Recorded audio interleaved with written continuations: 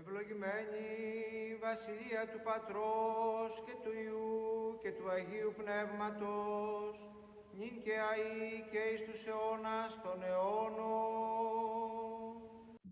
We are having our fourth lesson on Byzantine Greek, and we're going to be talking more about stuff in the liturgy. In previous classes, we've gone over the basics of the alphabet and pronunciation. We looked at John chapter 1 in that class. In another class, we looked at Greek iconography. And in the last class, we looked at some basic prayers and different parts of liturgies. So now we're just going to continue with liturgy. In this lesson, just going to have a review of the alphabet and pronunciation there.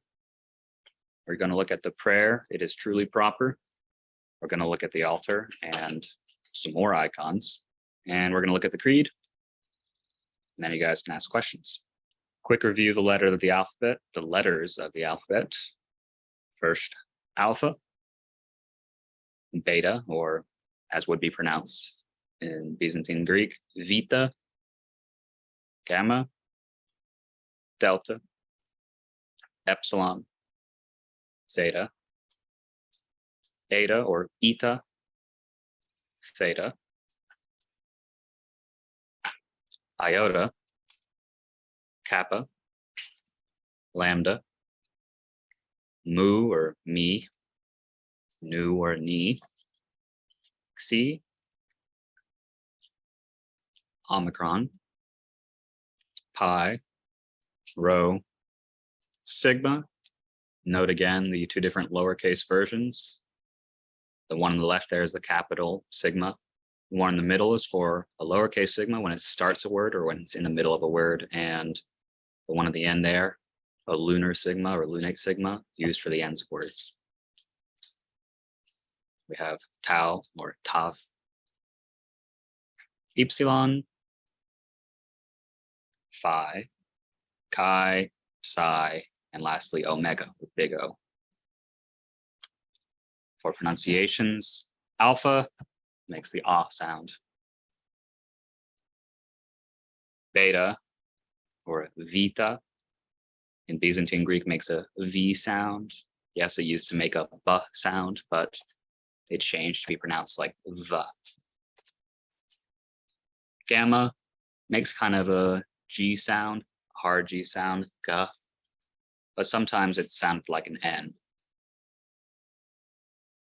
Delta makes a D sound, really more like a the sound, a voiced the, but if you pronounce it like just a D, it'd be fine. We have epsilon, just an E sound. Epsilon there to distinguish it from a diphthong alpha iota. Epsilon meaning bare or plain, whereas alpha iota, the diphthong combination there, also makes an E sound. We have zeta, pretty much makes a Z sound. Eta, it changed in pronunciation from being a long A sound to being pronounced as it is in church, E.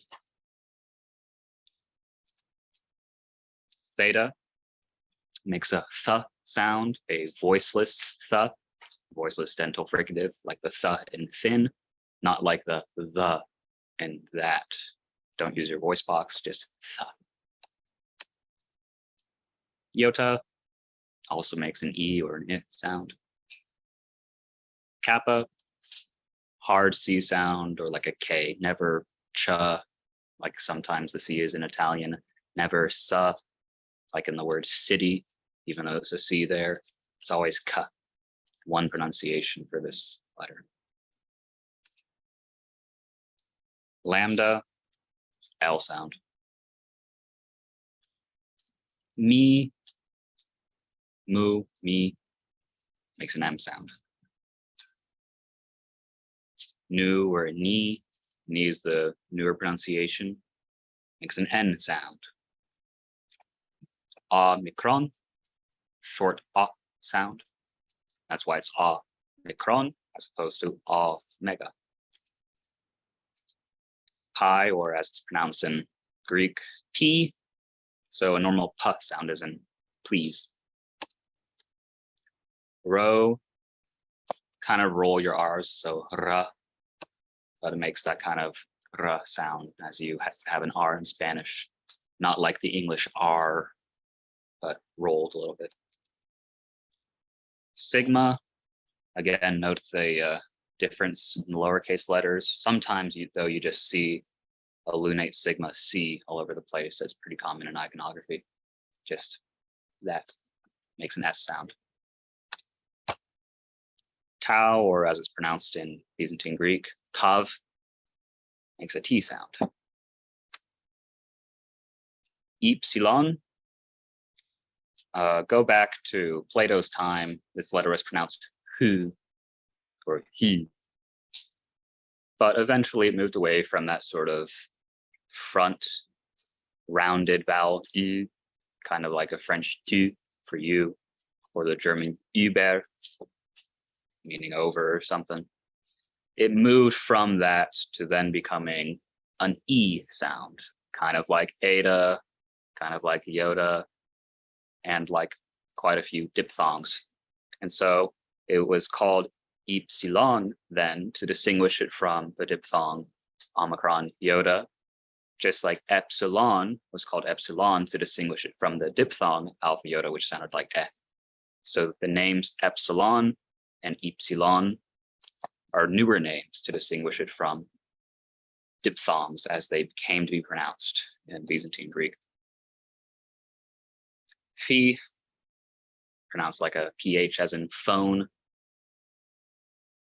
Ki, it ends up sounding like a breathy H sound, so huh, pronounce the H there. C, PS sound, and Omega, big O, like in dome.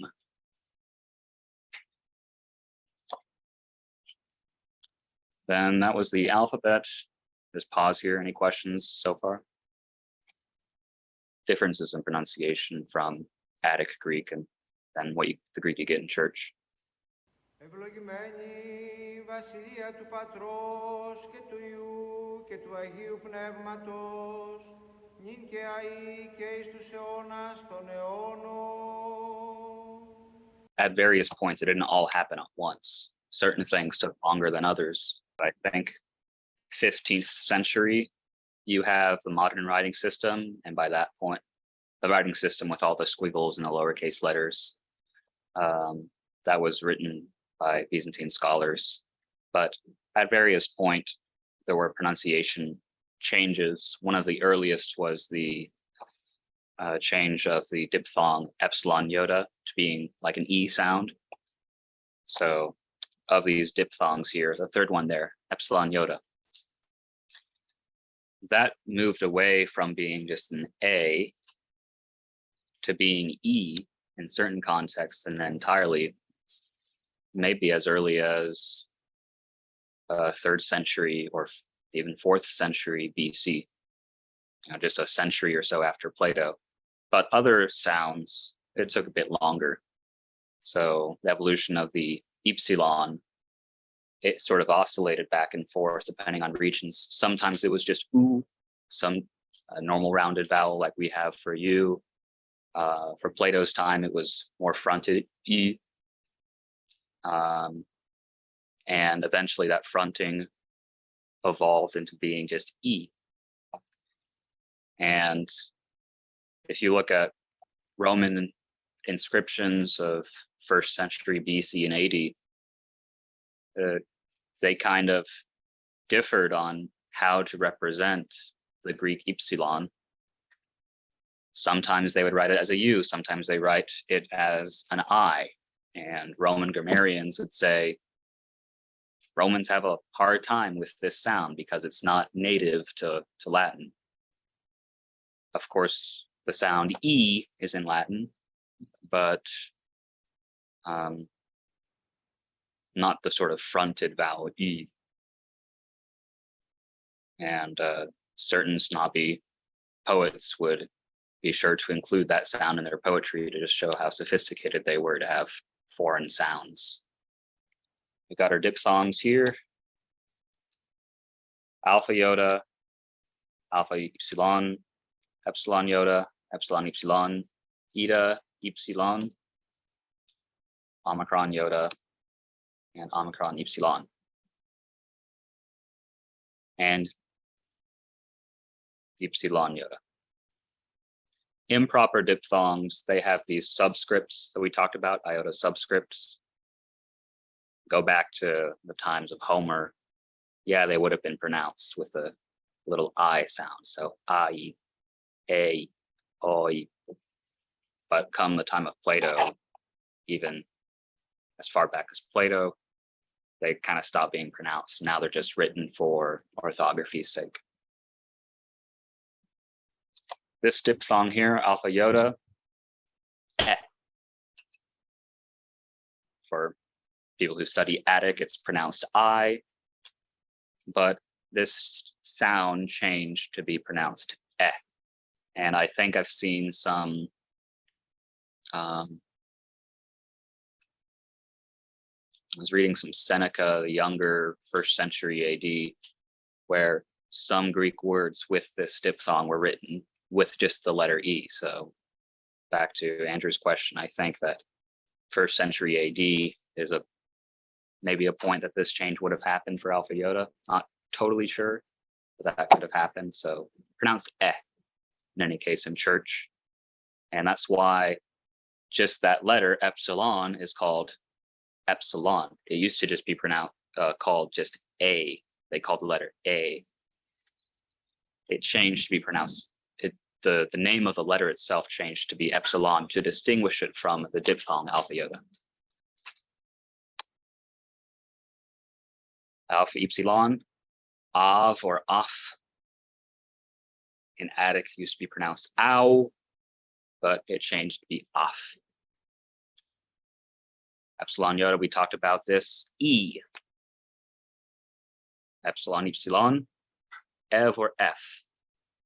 That's why we have evangelion, the good news, not you as like the word euphemism. Yes, the EU at the beginning of the word euphemism comes from Greek, but don't pronounce it you, ev or F. Eucharisto, thank you. Eucharist. Eta epsilon, Eve or Eth. Not very common a combination, but it does show up in certain verbs when you change to a past tense. Typically happens when you start a verb with alpha and epsilon, and you lengthen that beginning alpha to be an eta. Omicron iota, pronounced E. Again, it's the reason that you call the letter epsilon not just U, or as it probably would have been who, since there isn't a word in Greek which starts with an epsilon, which doesn't have a rough breathing mark at the beginning.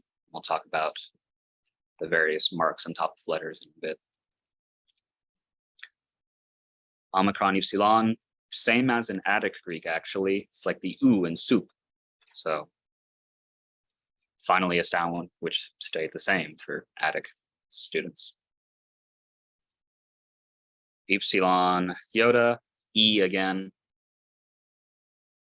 and various kinds of accent marks. Again, they originally represented changes of pitch, not in stress, but they changed to be stress marks. The acute or the oxia prosodia represented your pitch going up. The grave represented your pitch staying the same or going down. The varia prosodia, down. And the circumflex was a combination of the two, up, down. Various names, perispomeni, perispasmos, which means going around, as in going up and then down, you're going around, flexing around, circumflexing. Or it was called oxivaris, sharp flat. And we have breathing marks. There were marks that represented an initial H sound at the beginning of words, and initial epsilon and pro always got the rough breathing, and I put the always in quotes because the name epsilon for the letter doesn't have it. So you have the rough breathing mark, or the sia prosodia. And you have the smooth breathing mark, psili prosodia, meaning don't add the H. But while these were written in for orthography's sake to be accurate to the way these words used to be pronounced, and it's useful for making distinctions, you don't pronounce the rough breathing at the end of any letters. The only time you'll have an H sound at the beginning of a letter for Byzantine Greek is when you start the letter with a chi, like in cheruvim for cherubim, cheruvim. Ευλογημένη βασιλεία του Πατρός και του Υιού και του Αγίου Πνεύματος, νυν και αεί και εις τους αιώνας των αιώνων. Remember, there's not the rough breathing, so imon. Even though you have that mark there, the sia prosodia, it's still not pronounced. So pater imon. Yeah, o, not ho, but o. So when the video is put up, you can actually see us go through the Our Father for last class. O entis uranis. Gamma rules. Don't pronounce gamma like a J. Makes a h sound. It's a voiced velar sound, which isn't in English. H. That's kind of hard to do, so just make it g. Pretty straightforward. Except when gamma is before a palatal. Palatals are stop sounds. They stop vowel sounds. You can't make a palatal sound continuously. That's what a vowel is. Vowels, vocal, vocalis. You can make a vowel sound as long as you have air in your lungs, but you can't make a G sound as long as you want. It stops vowel sounds. Good. So these particular stops that stop vowel sounds, which are formed in your palate right here, they are gamma, kappa, he, and xi. So when you have a gamma before one of these four letters, pronounce it like an N sound. So angelos is a good example. Alpha, gamma, gamma is how that name starts, or that word starts. Alpha, gamma, gamma. First gamma is pronounced not like a g, but like an N sound. So not aggelos, but angelos. Okay. This point for new stuff. This is the "It is truly proper" prayer. It's sung plenty of times, including the liturgy, divine liturgy. So we're going to go through it. Axionestin os alithos makaridsin se tin theotokon. So axion, hopefully familiar word. We've seen a few prayers with it. We saw a version of this word as a verb in the Our Father. We've seen axion at ordinations. Axios, worthy. So it is worthy, it's proper. Axion estin. It is proper. Os alithos. We saw the word alithinon in John chapter 1, the true, something true. Not on point today. Oh yeah, alithos anesti for the response for Christ is risen. Alithos, truly. Alithinon, true. Alethia, truth. So truly it is proper. Makaridsin, to bless, to glorify. Makarios means a lot of things. It's a very loaded term. It means happy and also blessed. And if you can hear the rain, there's rain. Back in ancient Greek times, you weren't happy unless you were blessed, unless the gods favored you. And many psalms include the word makarios, including Psalm 1, the first one, and including Psalm 118. the giant one. First verse there. Yeah. So to bless set you, tin theotokon, the Theotokos. Truly it is proper to bless you, glorify you, Theotokos, God bearer. We'll talk about Theotokos, what that means in detail a bit later.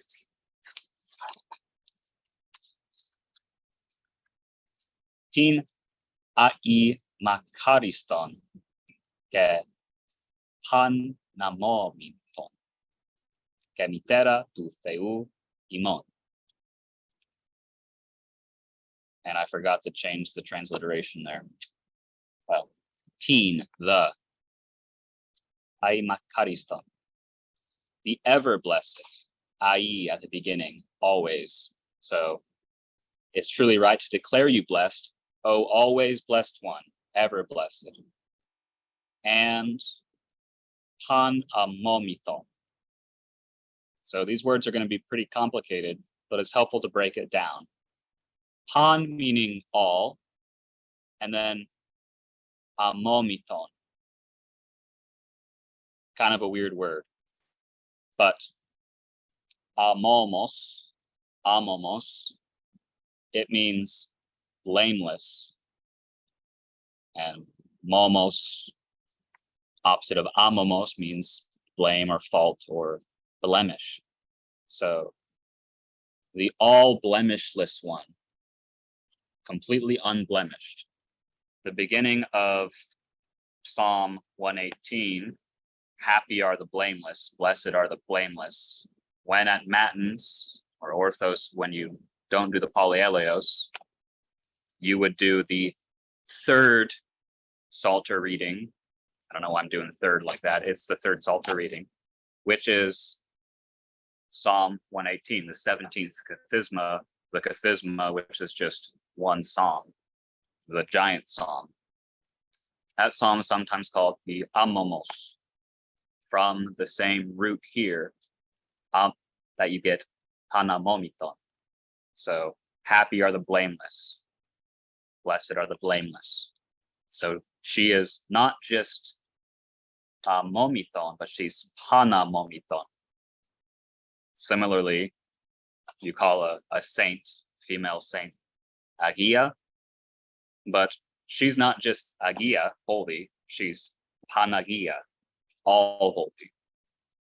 So Pan just expressing the totality of her being blemishless, immaculate. Kemitera tu Theoimon, and the mother of our God. Sorry for the not editing the text beneath. Okay, did this one. Tin Ariothorus Theon Logon, Ekusan, Tinontos Theotokon, Se Megalinomen. Okay. The one, tin, the adiaphthoros. Okay, complicated word. The aphthoros means corruptedly. This is one of the charges that the Athenians leveled against Socrates, that he was corrupting.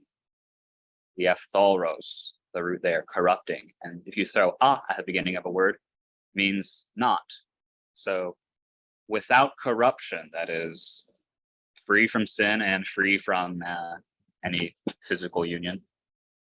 Without corruption, tekusan, having given birth, theon logon, to God the Word.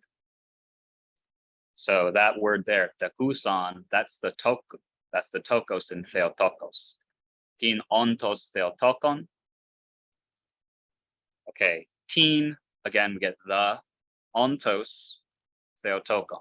Theotokon means theotokos, but the word ontos is kind of weird. Ontos comes from the same word as the second word here, estin.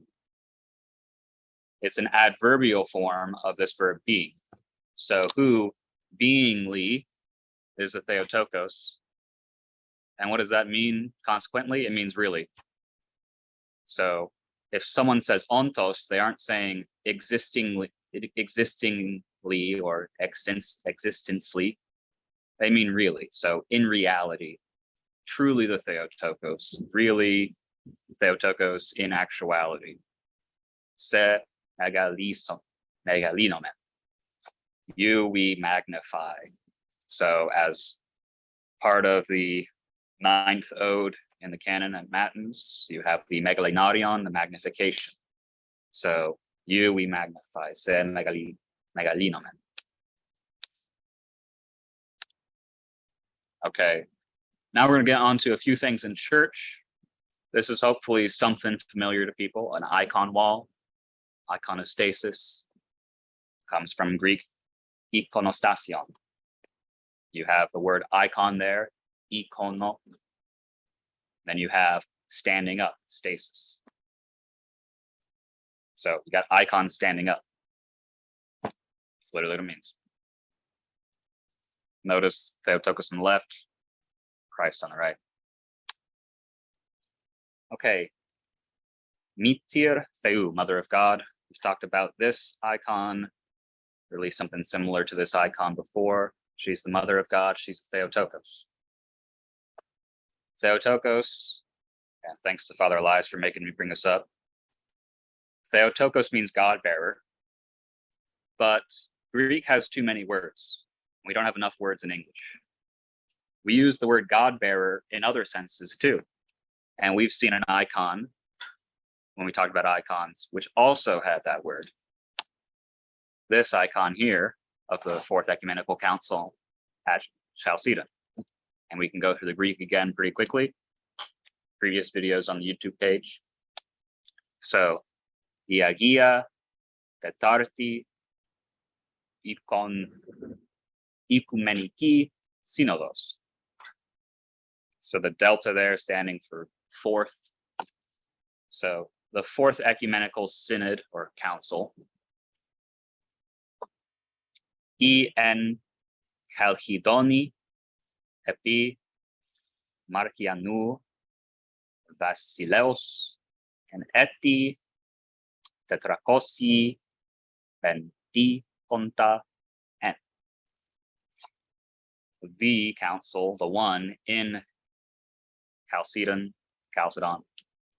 in the presence of the Emperor Marcian in the year 451.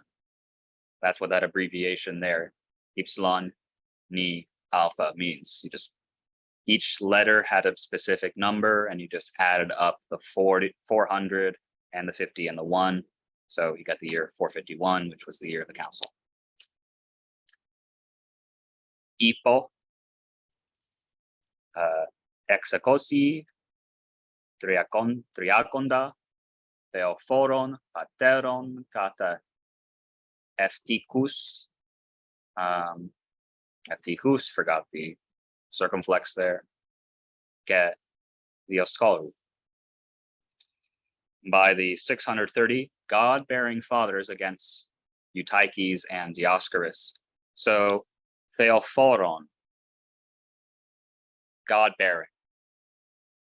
So there's a difference in Theotokos and Theophoros, but because they're different words in Greek, but they're kind of translated often as the same in English because we have limitations with this language. So get into that. Well, maybe I should do it now. If you bear something, like it's just, okay, I'm bearing this water, bearing. And if I'm carrying my kid, I can bear him, I could carry him. But my wife did something radically different when she gave birth to him. She bore him. If you want to think of an English word which has tokos in it, like in Theotokos, the verb tikto, you can think of the hormone oxytocin.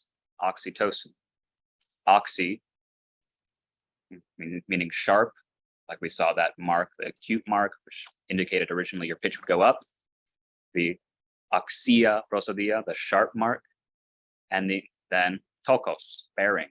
And so among many things, oxytocin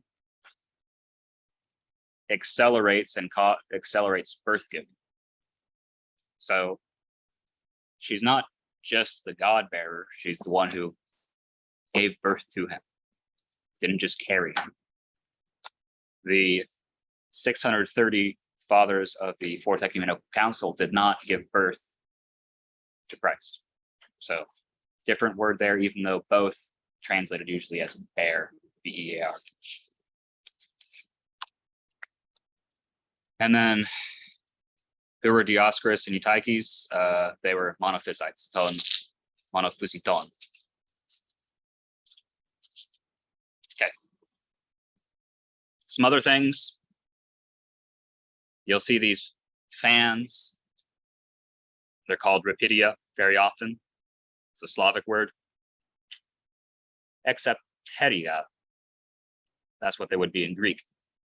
That prefix there, 6, X, and then opt. That opt there comes from a Greek word meaning wing.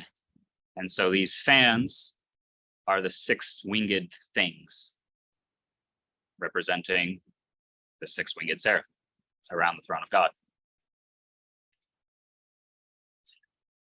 We have also something called the air, which is Greek for air. And I'm not sure why it's called the air. Is it because you lift it in the air? Okay, I don't know. That's what it's called. Stuff to find out later, I guess. Yeah, it's the Greek word for air. Air is air. That's why there's kind of there's a lot of ink spilt talking about Ares in Homer's Iliad, because it's often viewed as wispy, vanishing. Ares sounds like the word air. So does he really have a corporeal form? Or is he more just the personification of bloodlust or something like that?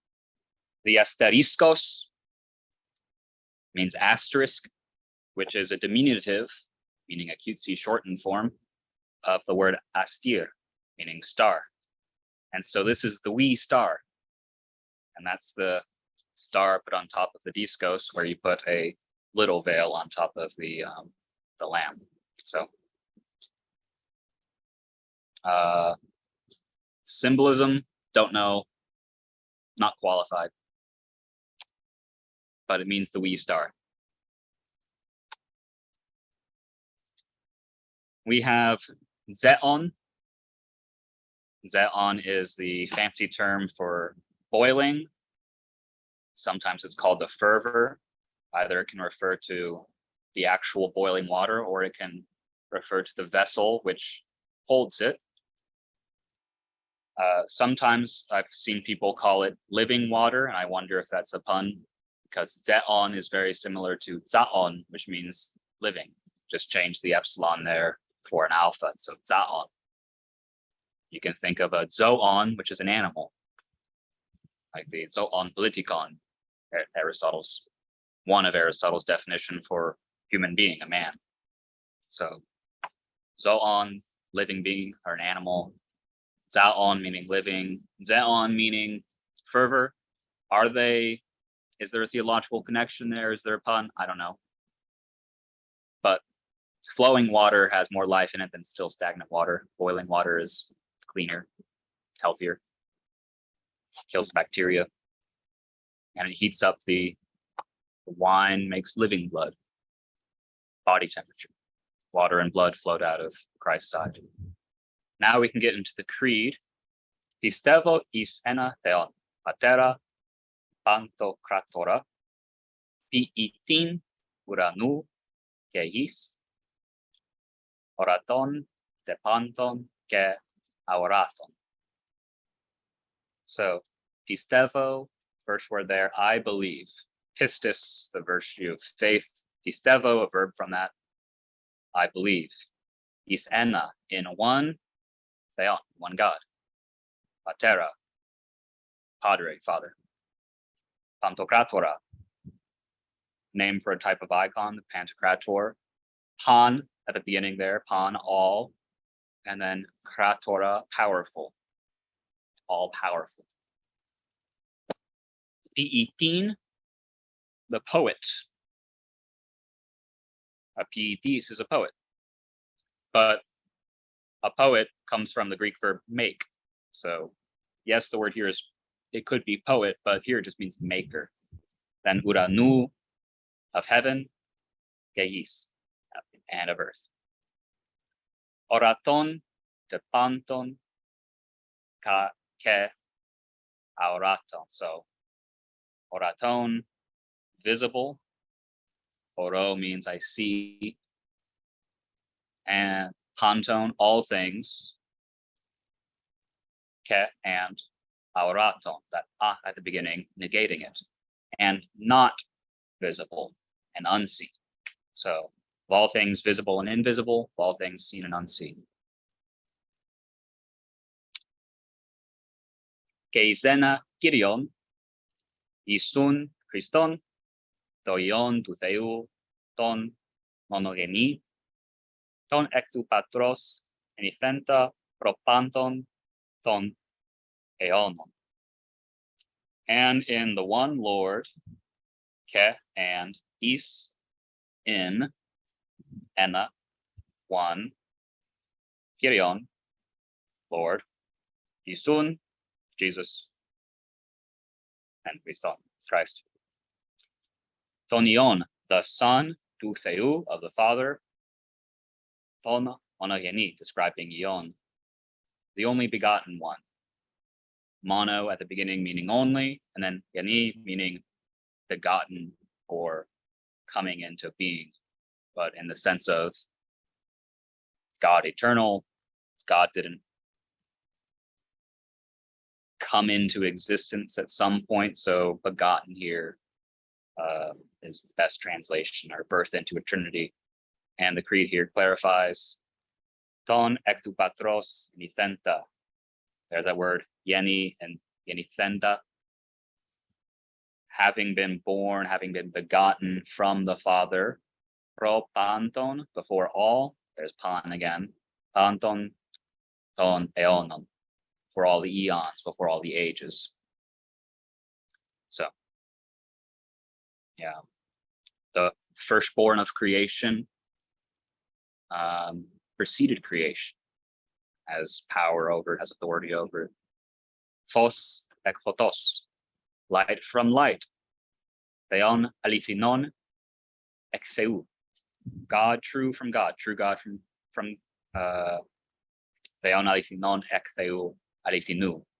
Notice how the endings change to agree with the words they're going with. So Theon alithinon, but ek theu alithinu, changing the ending because lots of different endings in Greek depending on grammatical function. So true God from true God. Enithenta u ethenta. So some clarification here. Begotten, but not the result of poetry, not made. Homoousion to patri. Homo is a prefix for the same, and then ousion, we've talked about this word before, above Christ, on, the one who is being. We talked about the hyperousius of the bread, the beyond being, perhaps, in Our Father, but of the same essence, of the same being to the Father. The phrase "not one iota," doesn't matter one iota. If you instead change homoousion to homiousion, so just insert an iota there, doesn't mean of the same essence, it means of similar essence. And that's what got Arius punched by St. Nicholas. So not similar, but the same essence to the Father. Iota panta egento, through whom the word's alive there, ta panta egento, through whom all the things came into being.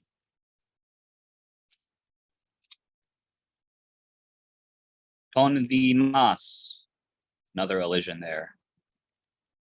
Tus anthropus.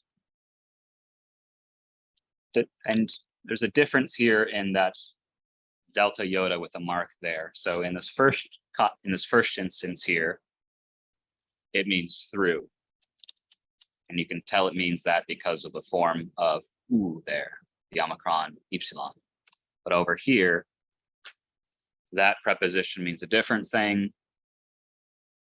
The object of the preposition belongs to a different case. So it doesn't mean through us men, it means for or because of.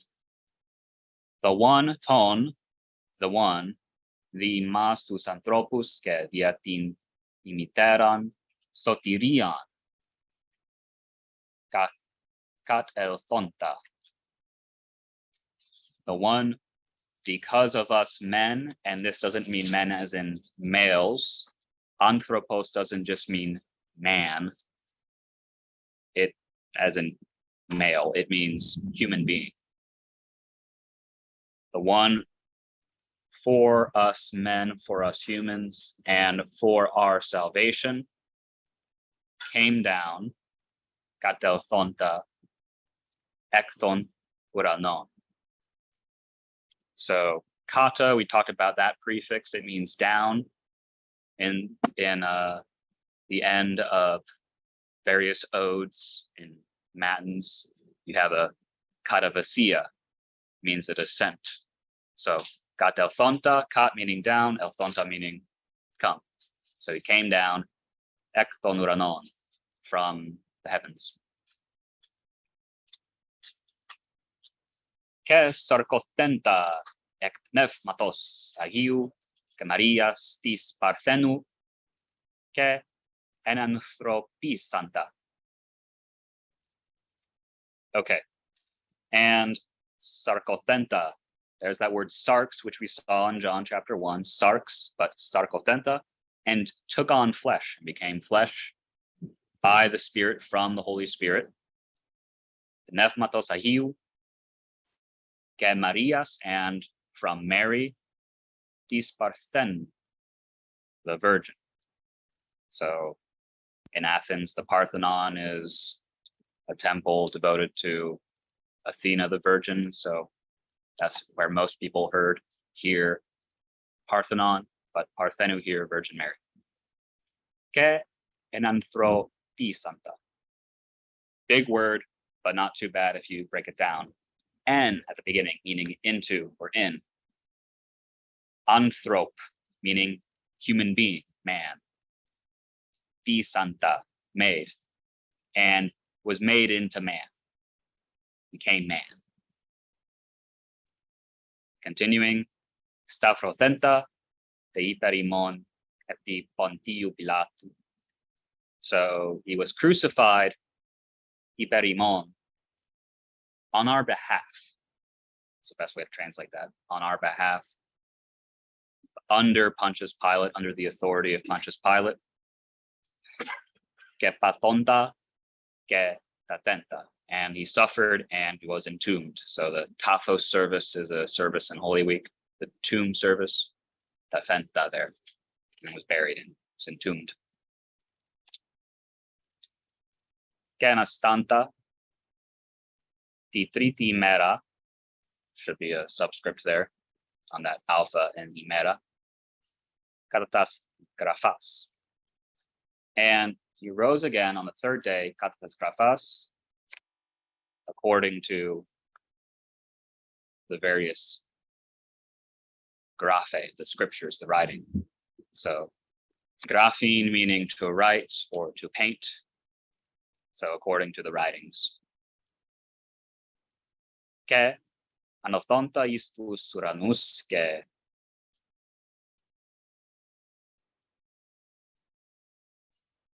Sorry, letting someone in.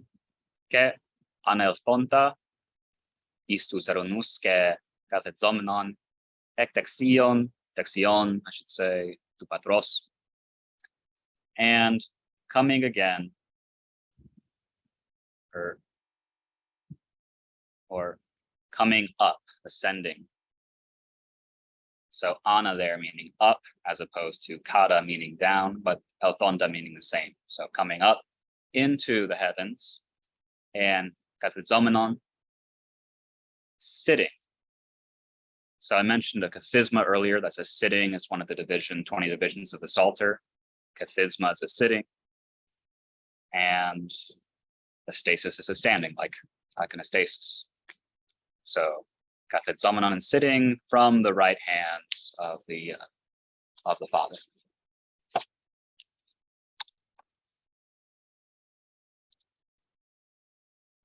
Kepalin erchomenon, heterodoxis crine zontas genecrus, utis Vasilias uceste telos. Ke and palin again. So like a palindrome is something that is going back again. So something that's spelled the same way, other way, you can read it either way or something. Metadoxis, common word there. Doxa, glory. With glory, krine, an infinitive there. To judge, zontas ke necrus. Zontas there, the word living. Ke necrus, and the corpses, the dead. But very often, necros means a corpse. Whose, jump into the end.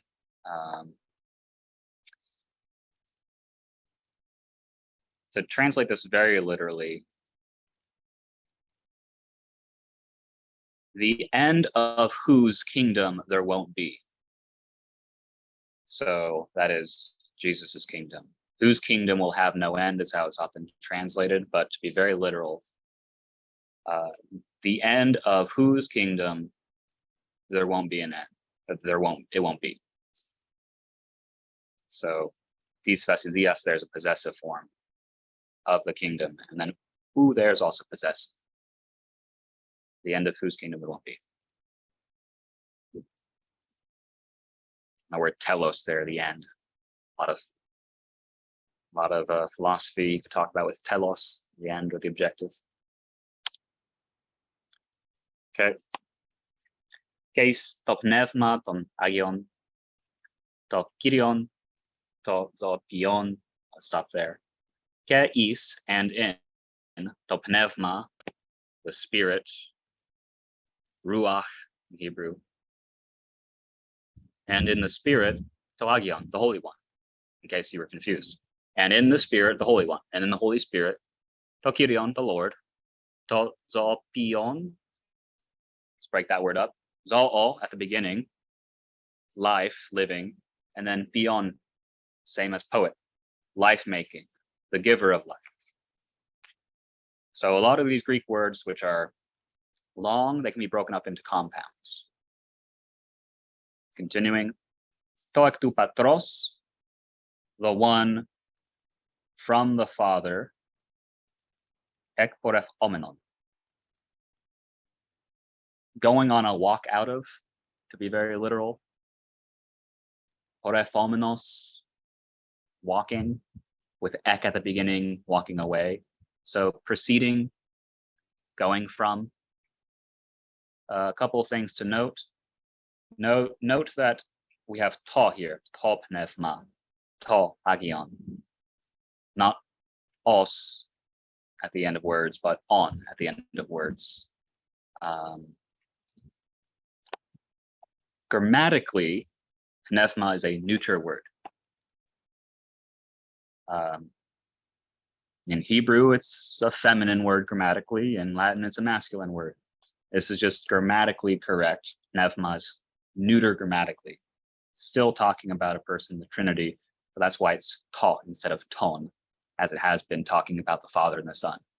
The word patir and the word ios are both masculine grammatically, but pneuma is a neuter word.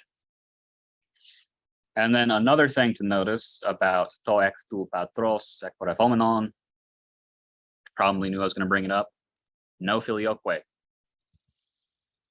So there's no ke tu iu here. There's no and the Son. That was added later. Okay, should move on. Dos in patri que io, the one with the Father and Son, patri que io, and the Son, sim proskinumenon. Sim meaning together, pros meaning towards, or down to, or like forward. Kinumenon meaning worshipped or bowed down to. So who with the Father and the Son is worshipped, ke syndoxa zomenon. Syn again meaning with, doxa meaning glory, zomenon making it a verb form. It's worshipped and glorified. To lalison, diaton, propheton, who babbled through the prophets. So you can kind of, maybe that verb there is onomatopoetic, lalo, la la la la, but who spoke through the prophets, lalison, diaton, propheton.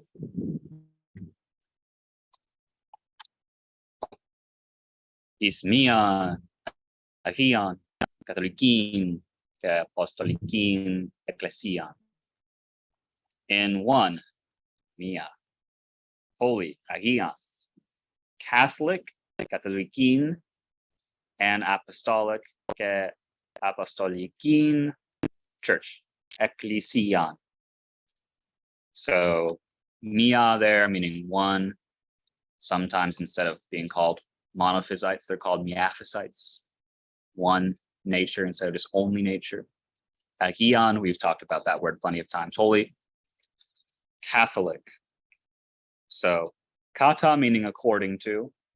I think we saw that earlier with, yep, right there, kata tas grafas, according to the scriptures. So over here, kata means according to the olikin. What is olikin? Means all, according to the all, or you could say universal. Ke apostolikin, apo and stello. Apo meaning out or away from, and then stello meaning sent. An apostle is someone who's sent. Apostolic meaning relating to the apostles. We saw this verb in John chapter 1 as well, I believe. And then ecclesian, church.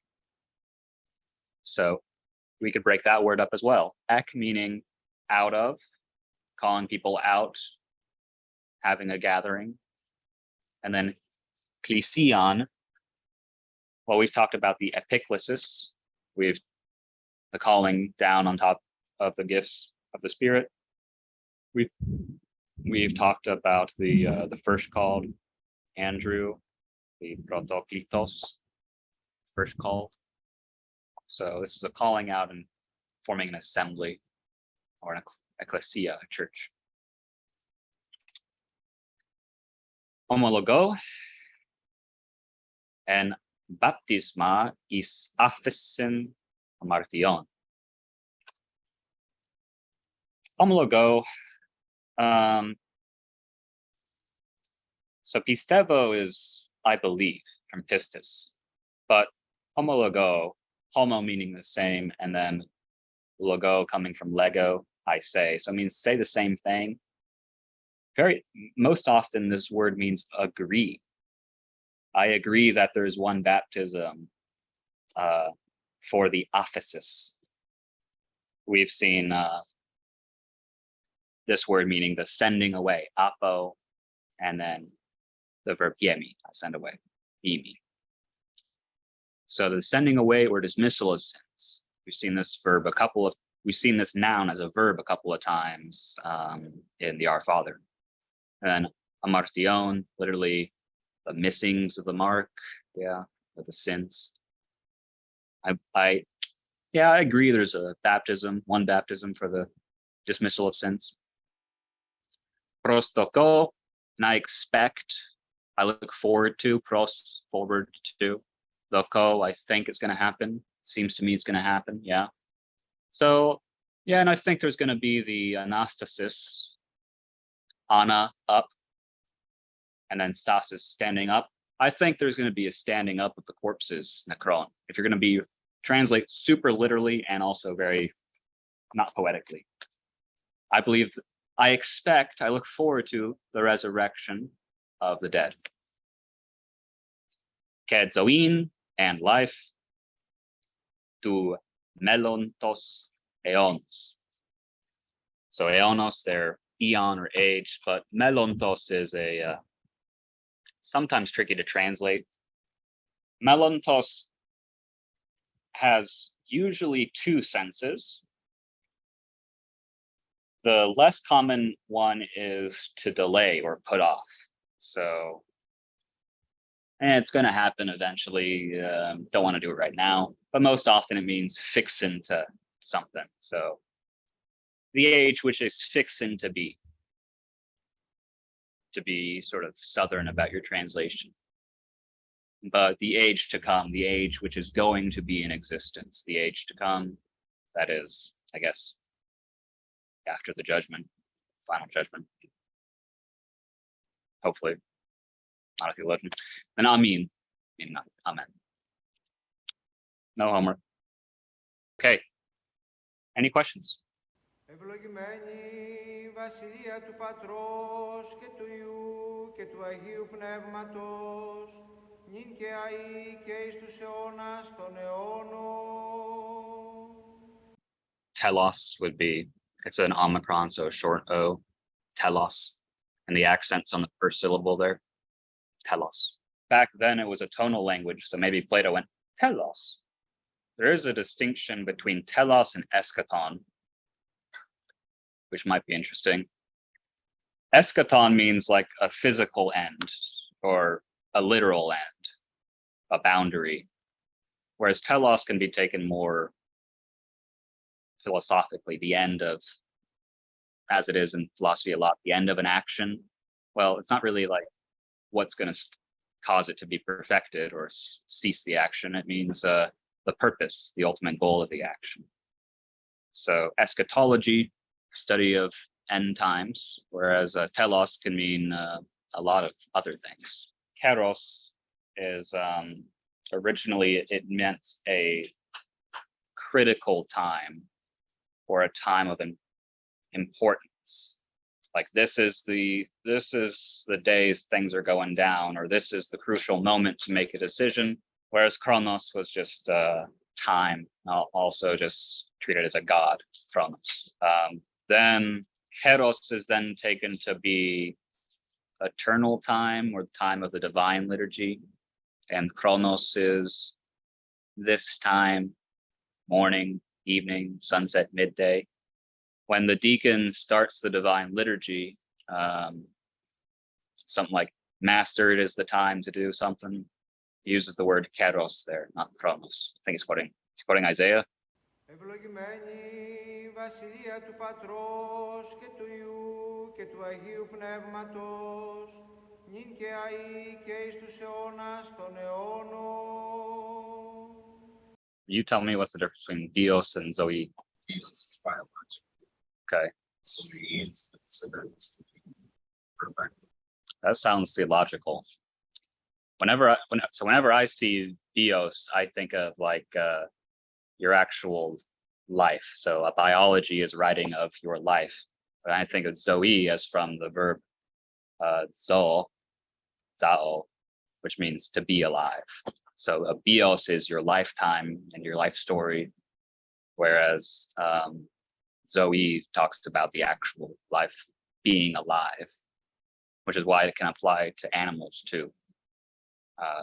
A zoon is just an animal, and you can even talk about gods as zoa. They're alive, but their lives are eternal. So what were you saying, that bios versus Zoe? Yeah, Zoe is it's not just the biological, it's intellectual, spiritual. Okay, so Zoe, not just biological, but intellectual. And okay, well, so bios is just a life. And Zoe is incorporating everything and it's perfecting it. Holistic. Okay. Any other thoughts or questions from anybody? Ευλογημένη βασιλεία του Πατρός και του Υιού και του Αγίου Πνεύματος, νυν και αεί και εις τους αιώνας των αιώνων. Common Greek pronunciation, or kine, koine, that was from Attic Greek, and it was the late Attic of the 4th and 3rd century BC, which was then spread across the Mediterranean and further. And a lot of these sound changes had started occurring. So by the time you get to Christ, many changes were in place, to the point where you kind of have to use not Attic pronunciation to read some people's names, because otherwise it would sound super weird to use an Attic pronunciation. It's not all the way like what we're doing now. It's a bit transitional. The process is called iotakismos, ioticism. So many things sounding like iota. Father Elias just brought up Erasmus. Apparently there's a hatred for a guy who was convinced that not everything Homer or Plato pronounced went E. In my opinion, this is my opinion, just like it doesn't make sense to read Homer with modern Greek pronunciation, it doesn't make sense to do a liturgy with Erasmian pronunciation. But also just what's taught in schools when you're learning Attic Greek or ancient Greek is not how they would have done it. Again, it was a tonal language back then. That's, for Anglophones, that's just not teachable, really, unless you're really making an immersive scenario and you're forcing people to be with the pronunciations. Also, the names for some of the letters are just anachronistic. When people go upsilon, the very name epsilon was invented to distinguish that letter from the alpha iota diphthong. Well, back in Plato's time, no one would have any trouble distinguishing those two sounds, which is why they called the letter hu. So same with epsilon, it was A back then, the letter. It's more accurate because you're actually distinguishing more vowel sounds, which is what happened in ancient Greek, but it's not perfect. I think we can end it here. Thank you. Bye. Like and subscribe. Ευλογημένη η βασιλεία του Πατρός και του Υιού και του Αγίου Πνεύματος, νυν και αεί και εις τους αιώνας των αιώνων.